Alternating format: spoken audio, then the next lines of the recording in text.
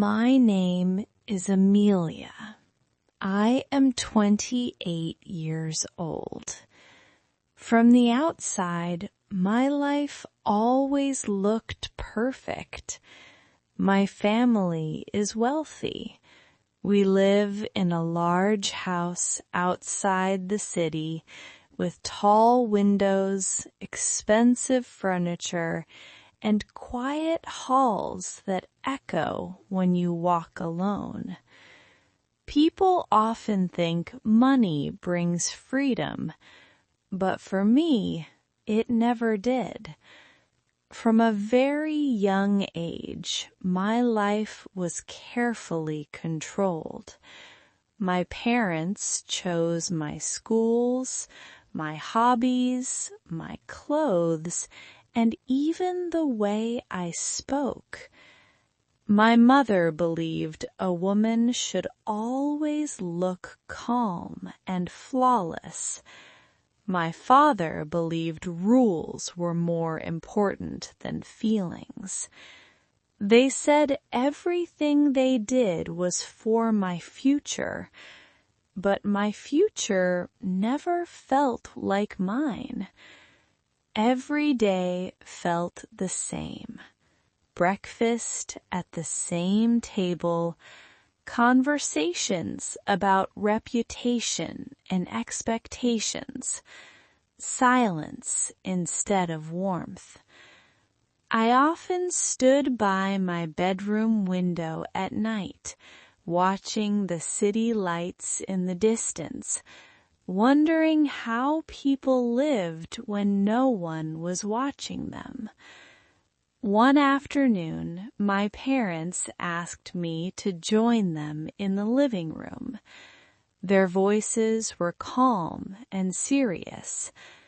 My father said they had made an important decision. They had found a man for me. He was successful, respected, and came from a powerful family. They spoke about him like he was a business agreement, not a person.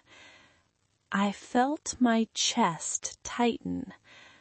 I asked if I could meet him first, if I could decide for myself.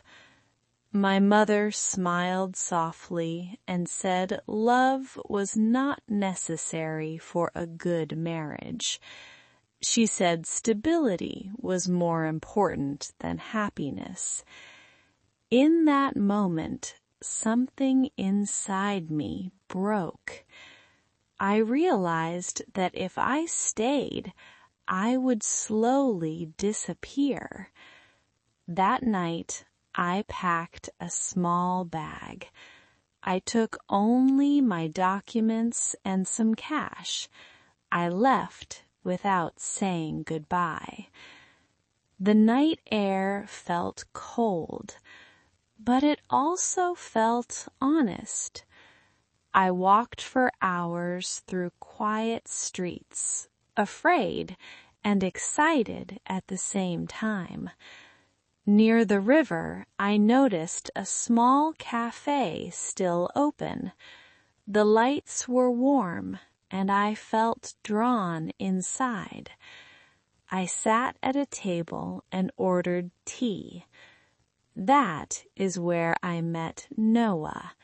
He worked behind the counter. He looked tired, but kind. He noticed my shaking hands and asked gently if I was okay. I said yes, but my voice did not sound convincing. We talked slowly. I told him I had left home and needed time to think. I did not mention money.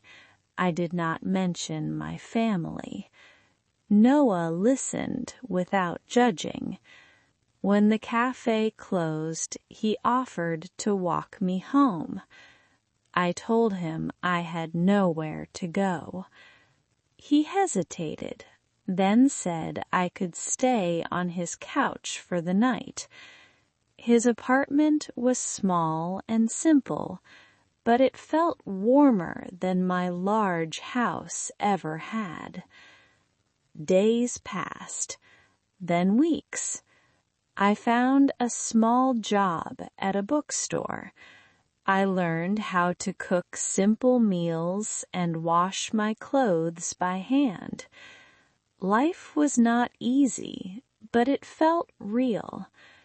Noah and I talked every evening. He told me about his dreams.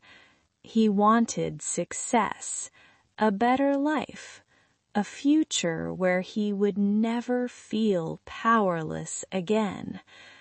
I admired his determination. I felt close to him. For the first time, I believed someone cared about me, not my background. Slowly, things began to change. Noah started talking more about money, about how unfair life was. One day, he asked if I could help him financially. He said it was temporary. I agreed. I told myself it was normal to support someone you love. But the requests did not stop. They became more frequent. The amounts grew larger. Each time I felt more uncomfortable, but I stayed silent. One night, I overheard Noah talking on the phone. He spoke quietly, but I heard my name. He said I trusted him. He said he only needed more time. My heart started beating fast. The next day, I visited my parents. I had not planned to, but I needed answers. My mother cried when she saw me. My father looked tired and older than I remembered. He told me Noah had visited them. He had asked for money using my name. I felt sick. When I returned to the apartment, I confronted Noah. At first, he denied everything. Then he said he did it for our future. He said love sometimes required difficult choices. I looked at him and understood the truth. He did not love me. He loved the idea of what I could give him. That night, I packed my bag again. I wrote him a note.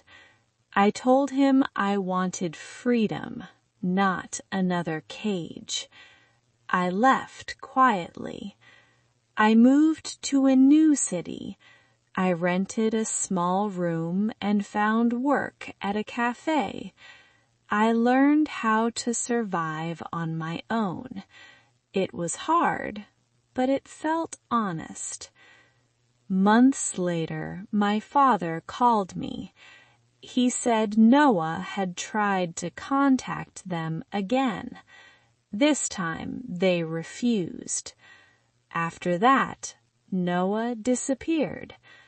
I did not feel anger. I felt relief.